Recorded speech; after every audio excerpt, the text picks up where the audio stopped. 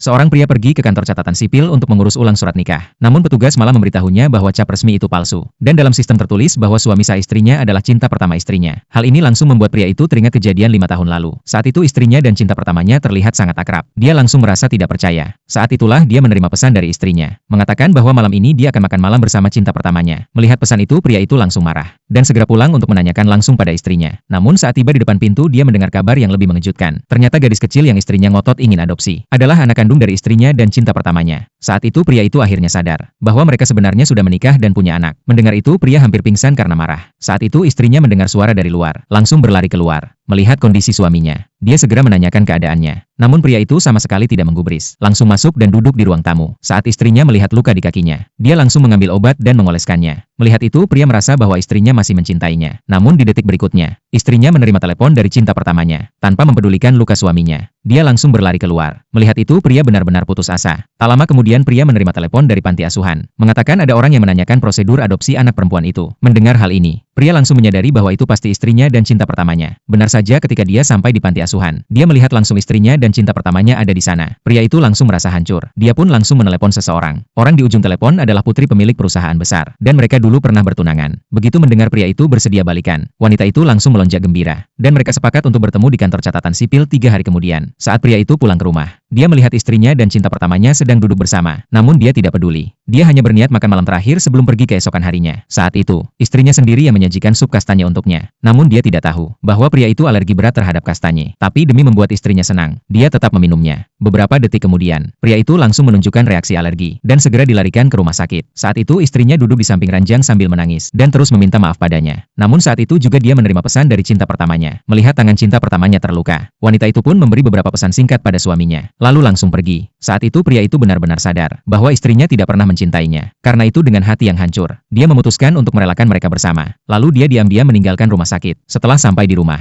pria itu menghabiskan 1 botol penuh anggur merah dan membakar semua foto mereka berdua. Setelah itu dia menjual semua barang berharganya. Kabar ini pun dengan cepat sampai ke telinga istrinya. Saat itu cinta pertamanya langsung menyatakan rasa bersalahnya. Namun wanita itu tidak peduli sama sekali karena pria itu sangat mencintainya. Dia lalu memberitahu cinta pertamanya bahwa dia akan bercerai hari Senin depan. Ternyata wanita itu tidak pernah berselingkuh. Dia dan cinta pertamanya hanya mendaftarkan pernikahan secara hukum. Sekarang dia bahkan sedang merencanakan kejutan untuk suaminya. Namun dia tidak tahu bahwa semua ini sudah terlambat karena cinta pertamanya telah mengirimkan foto itu kepada suaminya dan bahkan mengundangnya ke acara perpisahan gadis kecil itu. Melihat itu, pria itu sudah tidak bisa menahan diri lagi. Dia pun memutuskan untuk memberikan sebuah hadiah pada istrinya di acara itu. Keesokan harinya, pria itu mengemasi barang-barangnya dan bersiap pergi. Namun baru saja naik mobil, mobil istrinya datang dari arah berlawanan. Saat dia melihat pemandangan di depannya, dia langsung terkejut.